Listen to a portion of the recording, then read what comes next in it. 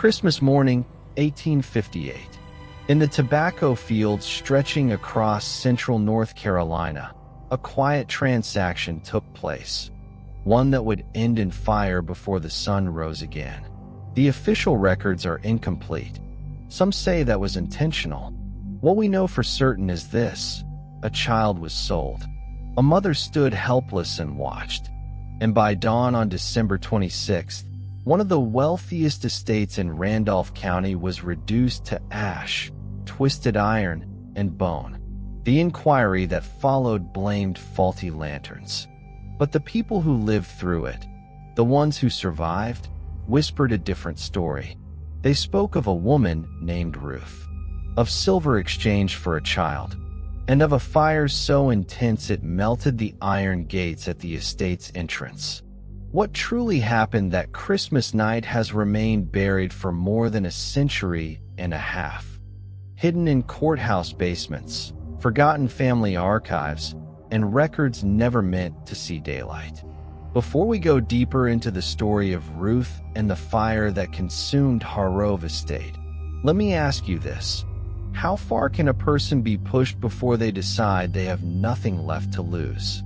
Now let's go back to North Carolina, 1858.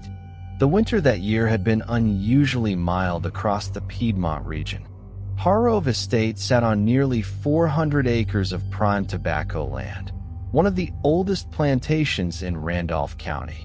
It had been established in 1791 by Colonel William Hargrove, a Revolutionary War veteran granted the land as payment for his service. The colonel had been a practical man, uninterested in sentiment. He built the house with thick walls and narrow windows to keep out heat and cold. In the spring of 1792, he planted his first tobacco crop using Virginia seed, and by harvest time, he turned a profit. He was married to Caroline, the daughter of a Charleston merchant. She was pale, thin, and nervous, a condition that worsened after the birth of their second son. She spent most of her days upstairs, reading novels and writing letters to sisters she rarely saw. Their sons, William and James, aged 7 and 5, were raised by Bess, an elderly enslaved woman who had cared for Edmund himself as a child. The estate was laid out with rigid order: fields to the east, gardens and livestock to the west, barns to the north, and to the south, across a dirt road, the quarters, 12 small cabins where enslaved families lived. By the standards of the time, Edmund was considered unremarkable, not overtly cruel, not kind. He didn't whip people himself, leaving that to his overseer, Cyrus Dalton. He gave Christmas Day off. He allowed gardens behind cabins. But everything beyond the bare minimum came at a cost. Profit always came first. Ruth had been born on the Harov Estate in the spring of 1834. Her mother, Denina, had been brought there in the 1820s and worked as a cook in the main house. Denina was respected for her skill, relied upon by Caroline, and known for her bread and pastries. Ruth grew up in the kitchen, learning to cook, learning to read by watching white children recite lessons she was never meant to understand. She was quiet, observant, careful. When Ruth was 11, Denina fell ill with a sudden fever. Within 3 days, she was dead, buried behind the quarters in an unmarked grave. After her mother's death, Ruth was sent to the fields. By 14, she worked full days bent over tobacco rows. Her hands darkened permanently with sap. Her childhood ended early.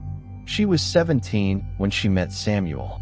Samuel had been born in Virginia and sold south at 15. Edmund Hargrove purchased him in 1850 to work the tobacco barns. Samuel was strong, quiet, and skilled. When he spoke, people listened. He noticed Ruth one Sunday by the creek. She smiled. That was enough. They married in the only way enslaved people could, without papers, but not without witnesses. There was food, music, For one night, joy. Their cabin was small. Dirt floor. One window. A rough bed. But it was theirs. For a time, life found a rhythm. Then Lily was born. March 1857. Cold rain. Midnight cries. Ruth felt a love so fierce it hurt. She named her daughter Lily, after the flowers near the creek. Samuel carved toys for her, small animals from scraps of wood. Lily laughed, reached, learned to stand. For a brief moment, there was happiness. But the ledgers told another story. The tobacco crop failed in 1857. Frost, drought, debt. Edmund owed money he couldn't pay. In November, a trader named Josiah Trent arrived. They negotiated for hours. 3 men were sold. Still not enough. Any children? Trent asked. Edmund hesitated.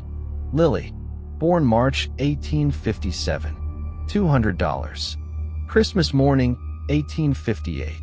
Ruth knew something was wrong the moment the knock came. No one knocked on Christmas. Edmund stood at her door. Trent behind him. The child's been sold.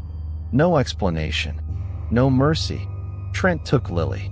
Ruth screamed. Samuel was restrained. The wagon rolled away. By nightfall, Ruth stood alone in the kitchen, staring at the fire. She lifted a burning log. She went to the study first. The ledgers burned. Names burned. Lives burned. Then the curtains. The rooms. The halls. The house became an inferno. By dawn, Harov Estate was gone. The inquiry called it an accident. Ruth never confessed. She was sold anyway. Samuel never saw her again. Decades later, beneath the ruins, a box was found. Inside, ledgers, chart pages, and one line, written small. He took my child. I took his house. We are even now. History tried to bury Ruth, but the fire remembered. Please subscribe and like.